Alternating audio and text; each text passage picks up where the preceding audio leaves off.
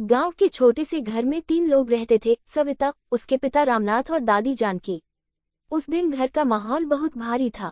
सविता की आंखों से आंसू बह रहे थे, पिता की आंखों में चिंता थी और दादी उसे सहला रही थी। घर के बीचों बीच दीपक जल रहा था, जिसकी लौ मानो कह रही थी, अभी सब खत्म नहीं हुआ। सविता बचपन से पढ़ाई में तेज थी। उसका सपना था कि वह डॉक्टर बने और गांव के गरीब लोगों का इलाज करे। लेकिन खेती चौपट हो गई थी, कर्ज सिर पर था और मेडिकल कॉलेज की फीस इतनी ज्यादा कि उसका सपना टूटता दिखाई दे रहा था।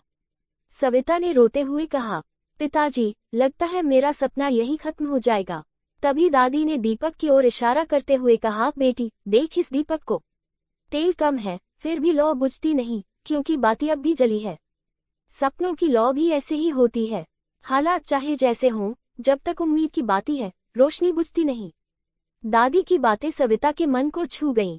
अगले ही दिन उसने गांव के बच्चों को ट्यूशन पढ़ाना शुरू किया। पिता ने भी शहर जाकर मेहनत मजदूरी करनी शुरू की। धीरे धीरे कुछ पैसे इकट्ठे हुए। गांव वालों ने भी मदद की, कोई 100 रुपये लाया, कोई 500। सबने कहा, बेटी, तू हमारी उम्मीद है। पैसे पूरे न होने पर भी सविता ने हार नहीं मानी। उसने छात्रवृत्ति परीक्षा दी और मेहनत के दम पर स्कॉलरशिप जीत ली। अब उसका रास्ता खुल गया। उसने मेडिकल कॉलेज में दाखिला लिया और पढ़ाई में जी जान से जुट गई। सालों की मेहनत के बाद एक दिन वही सविता डॉक्टर बनकर गांव लौटी। उसी दीपक के सामने खड़ी होकर बोली, आज मैं जो भी हूँ, इस लौ और आपके आशीर्वाद से हूँ।